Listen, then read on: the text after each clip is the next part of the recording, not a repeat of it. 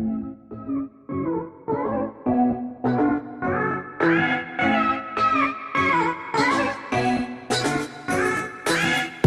Reclaim students, welcome back to week 3 of what to do when you don't know what to do. So I want to start this week off with a story about when I was younger and I worked at Dunkin' Donuts. So it was my first day there and I'm signing all the paperwork and doing this and that. And then the manager shows me this piece of paper where we write down how much tips we got at the end of each week. And so apparently this is for tax reasons, so the government can tax you on your income. And my manager tells me, oh, just put down like $5 or $6 at the end of each week. That's what, everyone does. But you see, at the end of each week, we'd make like $50 or $60 worth. So essentially what she's saying is, I want you to write down this number to defraud the government, essentially. Now, at the time, I didn't know all the details. I didn't know exactly what this paper was for, but I did know that what I was doing would be lying if I wrote down the wrong number. But I also knew that this is what my manager was telling me to do, and if I didn't do it, that everyone else who was writing down the wrong numbers might get in trouble. So I'm being told either disobey me, possibly get fired, and mess up a whole bunch of other people's lives, or just write down a smaller number. And in this moment, it was a hard decision for me. And I wish I was able to say that in the end, I ended up writing down what I actually got paid in tips, but I ended up going with what everyone else said. Now, maybe you've experienced something like this in your life where you weren't sure what the right thing to do in the moment was. Maybe you were in a store and you found 20 bucks and your first thought is, ooh, someone probably lost this money. Maybe I should leave it there for them to find, or maybe I should bring it to the front desk so that, if they go to find it, they can get it there. Or maybe your thought is, no, like finders keepers, So you're not sure what the right thing in that moment to do is. And when we find ourselves in a situation where we're honestly not too sure what the right thing to do is, it'd be nice if knowing the right thing to do was always obvious, right? It would make a lot of situations just a lot simpler. But let's be real, it's not always so easy to know what the right thing to do is. Like, let's say you're on a sports team and your friend is constantly getting benched and they're over there complaining about how mean the coach is because the coach is just never giving them any game time. But you also know that your friend hasn't worked out since last season, and therefore they're the slowest person on the team. So if the coach puts him in, it's not going to be the greatest option for the team. But now you're sitting here going, well, do I tell them and say, hey, you're getting a little slow, you're out of shape, and risk messing up that friendship? Or do you not tell them and just let them suffer, not give them any good advice to get better? Or maybe you have a friend who's always getting on your nerves and you want to bring it up to them, but you're not sure if they're the ones who's sort of being a jerk or if you're just being a little sensitive in the moment. You don't want to bring it up and start problems, but if you don't bring it up, maybe things will just get worse and you're not sure what the right thing to do in that situation is. Or, sometimes doing the right thing will cost you money. Maybe you're in a situation where, you found that $20 and if you give it back, well, you're at 20 bucks. Or, like me, if I reported the right amount of money on there, they would take more money out of my paycheck. Not that I really knew that in the moment, but still it would have cost me something. So maybe for you, the right thing to do is to tell the truth to your parents, but you're worried that if you're honest with them and you tell them what you did, then maybe they'll take away your phone. Or maybe you're in a situation where someone's trying to cheat off your test and you know that the right thing to do is not to let them do that. But you also know if you do that, they're gonna think that you're a loser or something. And so you're worried about losing some friends or possibly a group of friends that you could be a part of. You're worried about losing that opportunity. So you go, well, it's not that big of a deal. So you see, even though sometimes we know what the right thing to do is, it's difficult to act on it because of one reason or another. So with all of that in mind, we're gonna pick up back where we left off with Joseph. The guy he's one of the most famous people in the Bible, and he has a pretty wild story. Like you guys may remember from last week, he's the guy who was literally sold into slavery by his brothers. And what we're gonna see Joseph do today in this story, maybe it's gonna be a game changer for you because you'll be able to see someone who does the right thing even when it's hard, even when they don't know what to do in that situation. It's raining. So last week we left off with Joseph being sold into slavery, and this week we're gonna pick up where we left off there. And so Joseph, he ends up being sold to this guy named Potiphar, and he's an officer of Pharaoh.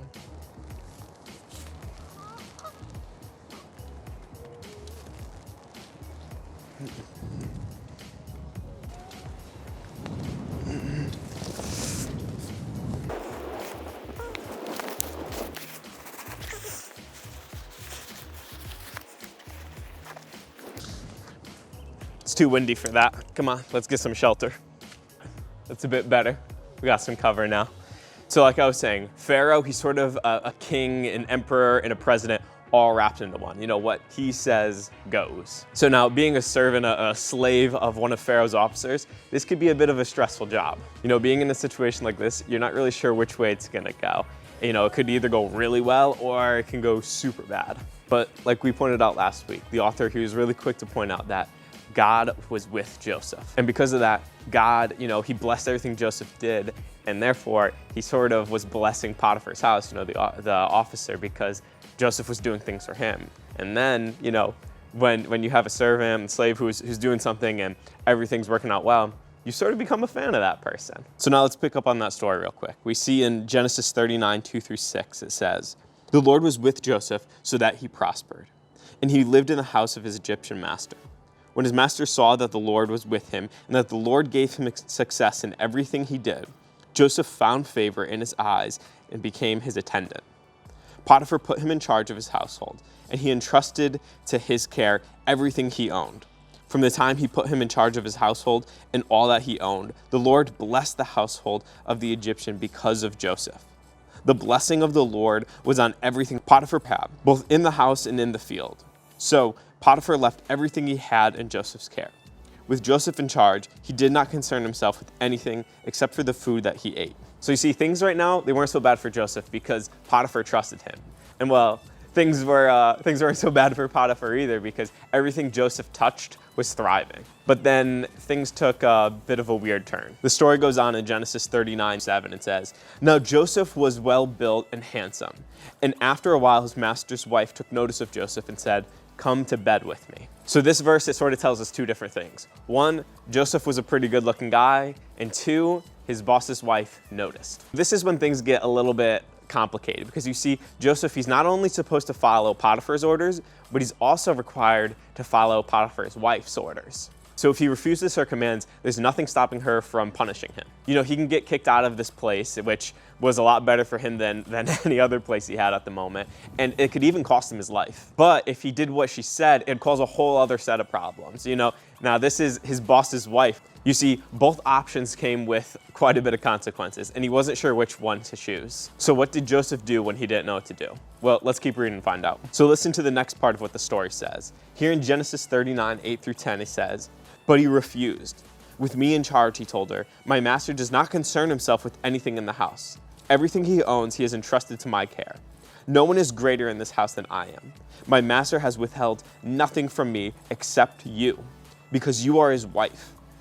How then could I do such a wicked thing and sin against God?" And though she spoke to Joseph day after day, he refused to go to bed with her or even be with her. So basically, Joseph decides, out of respect for Potiphar and even out of a bigger respect for God, that he was going to do the right thing. So Joseph, he decides to make the decision not based on how things are going to turn out for him, you know, because the decision he ended up choosing, he could either lose his job or even his life because of it. Instead, he decides to make the decision on what's right. And in that moment, what was right was to turn down Potiphar's wife. This decision, it was complicated, it was challenging, but it was the right thing to do. And now because of this decision, things didn't really turn out great for Joseph. In fact, things ended up getting worse for him. So because of this, Potiphar's wife falsely accuses Joseph of rape, and Potiphar believes her. And because of that, Joseph gets thrown into jail. So this isn't really the happy ending that we're looking for when you do something right, though. But you see, Joseph, he didn't make the decision because of what the outcome would be for him, whether it would be good or bad. He made the decision because it was the right thing to do. You see, he did what was right with God, and then he trusted God with the outcome. Now, things right now, they're obviously not going great for Joseph, but there's a word that I want us to focus on when it comes to situations like that, and that word is integrity. So the word integrity, it means being the kind of person who does the right thing, no matter what the outcome is and no matter who's watching. Now, you see, doing the right thing, sometimes it's gonna get you applause from everyone around you. Other times, it won't. You know, sometimes it's gonna cost you something and sometimes it won't. Sometimes it's gonna make you look really good and other times it's gonna make you look really bad. Now in situations like this, we don't get to decide how things are gonna turn out, but we do get to decide what kind of person we wanna be. And when you're the kind of person who could be described with the word integrity, it leads to a life with less regret and more respect. And it gives you a better idea of what to do in every situation. Let's be honest, we're probably never gonna be in the same situation that Joseph was in, but we are gonna be in a situation where we need to make a hard choice and we need to make that without knowing what the outcome will be. So depending on what we do, you know, life could be a lot easier for us or it could be a lot harder. But when we make our decisions based on integrity, on doing what is right, then we can know that we're living a life that we're proud of. So here's one thing that I want you guys to remember throughout all of this. When you don't know what to do the next right thing. So I want you guys to try this real quick. I want you to think of a situation where you know the right thing to do, but you're afraid to do it. And then I want you to determine what kind of person you want to be. And now, I'm not talking about what kind of person you want to be 5 years from now. I mean, what kind of person do you want to be today, this week, this month? You know, what do you need to do today to make yourself be that kind of person who you respect, who does the right thing no matter what? Here's the deal. Most of us, we know the right thing to do in this situation, but there's some sort of fear that's holding us back from doing that. And even more than that, fear and inaction, they really hold us back from being the kind of person that we want to be right now. And that's why living with integrity, you know, acting out on the outside what we know to be true on the inside is the best way for us to live. It's the fastest way for us to become the people that we want to be. I know it's not as easy done as said. So here's 2 steps that you can do right now to help you become that person that you want to be. So the first thing is tell somebody right now what you want to do. And then 2, pray with them that this week you'll be able to accomplish what you want to do. That's how we live with integrity, knowing the next right thing to do and then actually doing it. And then our next step should be inviting someone into that, to not just expect ourselves to be able to do that all on our own. Because doing the next right thing, it doesn't need to be a lonely venture. You know, this should be something that you could do along with people in your life. Because there's strength that shows up in your life when you allow other people into it. That's why we have small groups. When you're able to have your small group of friends who you trust speaking good advice into your life, you're able to do so much more than you would ever be able to do alone. They're able to encourage you in a way that a video of me on YouTube just can never do. Because you see, you're able to have specific conversations about what you're going through right now. And that's just something that you don't get anywhere else. Right now, I want you to think about a situation where you need to do the next right thing. Think about exactly what you have to do in that situation, but also know that you're not alone in that. Because you see, you can tap into the help of God and the help of others. So when you don't know what to do, just remember, do the next right thing.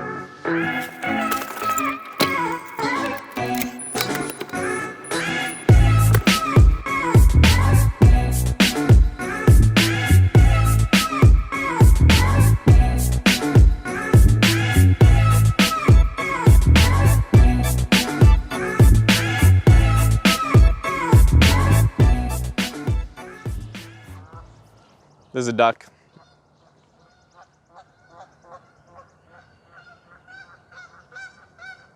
Or a goose. It's a goose. I